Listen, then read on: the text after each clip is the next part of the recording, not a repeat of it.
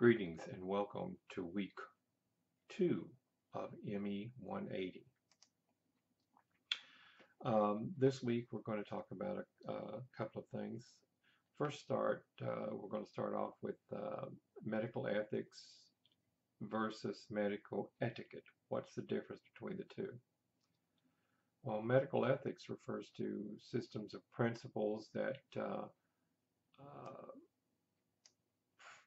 apply proper conduct and sound judgment to practice of medicine. Generally, all practitioners are bound by 4 basic moral principles. First one is respect for patients' autonomy. That means the patients have a right to choose their desired treatment and the freedom to refuse some treatment that the physician has proposed to them.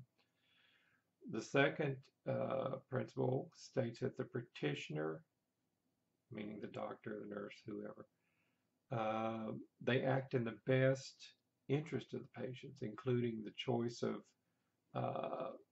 treatment, urgency of the treatment, general advice, things like that. Now, the third is the principle of doing no harm to the patient. And, you know, as well as I do, there are a lot of times that mistakes are made and things like that, but we try as hard as we possibly can not to make any mistakes and not to harm the patient in any way. The fourth one is justice. And this is in regards to the distribution of health products and services that are given to any population. Medical etiquette is not written law. It refers to implied codes of practice for medical practitioners. It gives us a way to behave that is socially acceptable. Now, in the United States, the American Medical Association has a code of medical ethics that bind all medical practitioners. Its basic objectives are to service humanity with dignity, respect for human life, use scientific approaches to medical practice, and honoring the confidences that patients and their families give them trust in.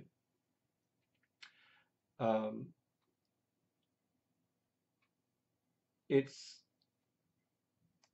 a very important thing for us, whether you're a medical assistant, whether you are a nurse or a nurse practitioner, physician assistant, doctor, whomever, CNA even, that we follow those codes that we are supposed to follow, such as scope of practice. A medical assistant should not be practicing nursing. A nurse should not be practicing medicine. Medicine as in, you know, doing what a doctor's supposed to be doing. Excuse me. Now, the next thing I want to talk to you about is critical thinking. We will use this a lot.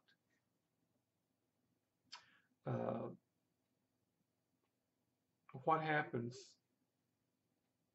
if you are asked to come into the courtroom, bring files from your office, and you are asked questions?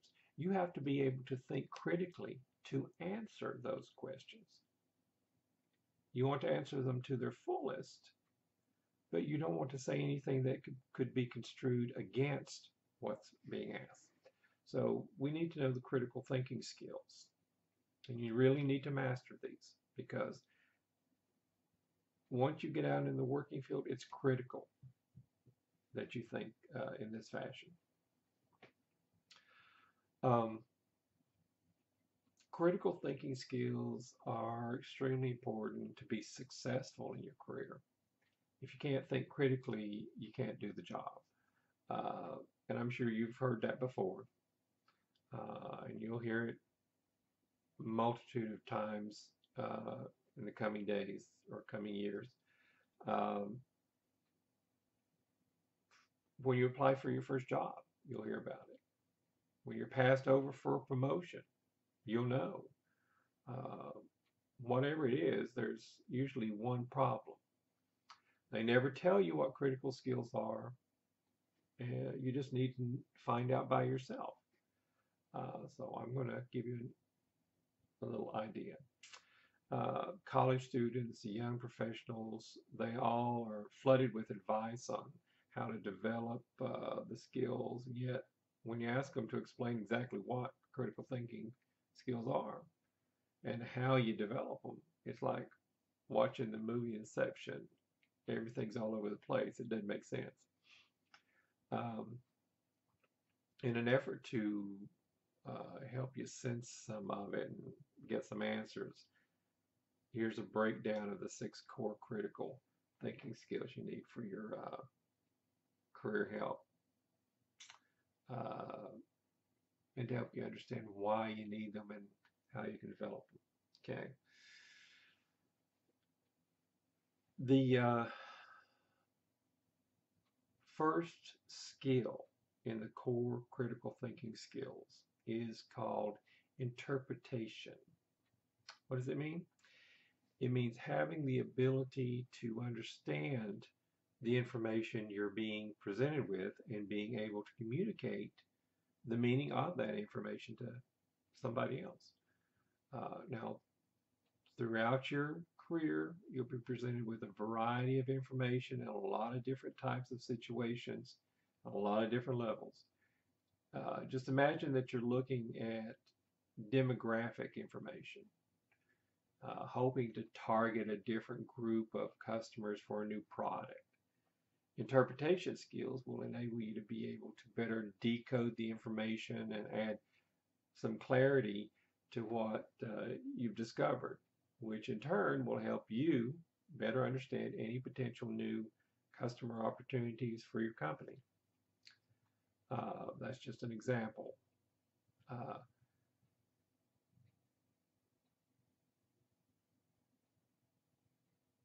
Skill 2, analysis. The meaning of analysis is having the ability to connect pieces of information together in order to determine what the intended meaning of the information was meant to present or represent. So imagine you're reading a company-wide memo, and that memo is discussing making changes in order to address recent movement within the business landscape.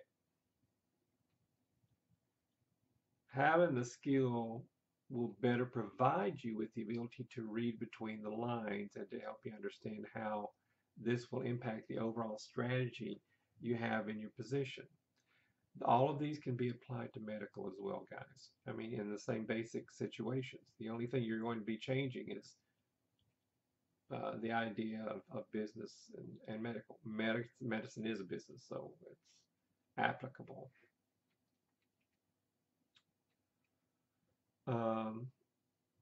Inference.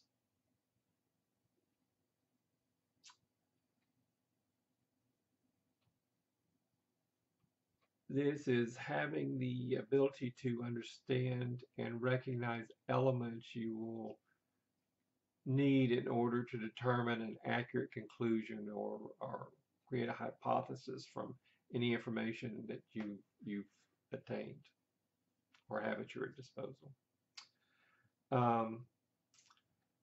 Picture yourself as an office manager and you're looking at the latest monthly financial forecast and you see that it's decreased. Well, it's important for you to be able to understand what additional information you need in order to determine why that happened, including, identifying any internal issues, external competition, or economic conditions. The ability to understand the information you already have and determine what you need, still need, to find the best solution is an important skill for you to have, no matter what career field you go into. Um, that helps you change that, because there's going to be times when you're going to be in an office meeting and the doctor says, what can we do to increase uh, the practice? And he's asking you to come up with ideas. And those ideas, you have to be able to prove that by doing this, it should increase. Don't just say, oh, we can do this. You have to say, if we do this, this is what's going to happen. This is how it's going to happen. Okay, the fourth skill is evaluation, which is being able to evaluate the credibility of statements or descriptions of persons' experiences, judgment, or opinion in order to measure the validity of that information. So let's say you're in a focus group at work to determine how your patients view the office. You ask the group a few questions that cover several negative opinions about certain items uh, or certain things in the office. And you'll need to use this skill to evaluate those responses. In other words, let's just take Botox, for instance. Some people are happy with Botox, some aren't. So you'll need to use the skill of evaluations to evaluate the responses. Some people will make bad responses just to get free stuff. You have to be able to recognize that. Is what they're saying valid? Is it not valid? The fifth is explanation, or having the ability to not only restate the information, in other words, restate it back to them, but to add some clarity and perspective to that information. So you want to do this so that it can be fully understood by anybody that's listening to the conversation or in the group or whatever situation you're in, so that everybody understands the person saying it and the person hearing it. There has to be some clarity, because we all know that sometimes people say stuff and we don't understand what they're saying, but we'll say, oh yeah. So let's say you're giving 2 presentations for a new medical product at the office that you think is going to be great. You're doing one to the doctor, and then the other one you're doing to the staff. You know, both groups are extremely interested in hearing what you have to say, but you'll need to be able to explain these ideas in 2 very different ways. The doctor may only need to hear high-level ideas about the product, while the staff will need to know more specific product details. Your ability to clearly explain your ideas while keeping in mind that you're presenting, who you're presenting to, is important for making sure the information is understood and well received. For instance, if we're promoting something, let's say we are a toy company. If we're promoting something to the parents, we're going to talk to the parents in one way so that they understand. And then if we're presenting it to the children, we're going to talk to the children in a way that the children understand. So every situation in every different group, you have to understand how you're going to talk to that group so that they understand you. And lastly, self-regurgitation. Being aware of your own thinking abilities and the elements that you're using to find results.